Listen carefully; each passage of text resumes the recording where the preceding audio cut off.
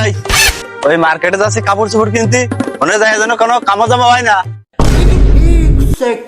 কিরে দাঁড়াই বলি কে? আব্বা তোমার মতি গতি কিন্তু আমার মোটাই ভালো লাগতেছে না। আমার কিন্তু ওই ফ্যান কিনে দিতে হবে। এই ওই ফ্যান মানে সে আবার কোন ফ্যান? টিকটক করে কাবির ফয়সাল কিনেছে, 3200 টাকা দাম। এই জায়গায় একটা ছিঁড়া আছে, ওই ফ্যানে আমি কিনবো, আমার ওই ফ্যানই লাগবে। 3200 টাকা তো ছিঁড়া ফ্যান কিনবো, হাটে যায়নি কয় টাকা দিয়ে কিনতে সেটা আমার ভালোই জানা আছে। এই চলে আয়। এই দাম দর সব আমি করবা না, আচ্ছা খালি কাপড় চোপড় পছন্দ করবি। আচ্ছা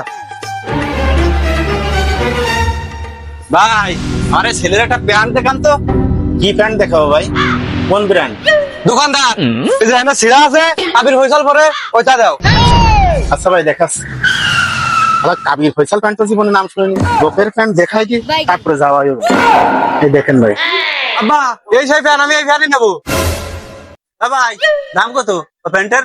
ভাই এটা কাবির ফয়সাল প্যান্ট, 3500 টাকা দাম, 3200 রাখা যাবে।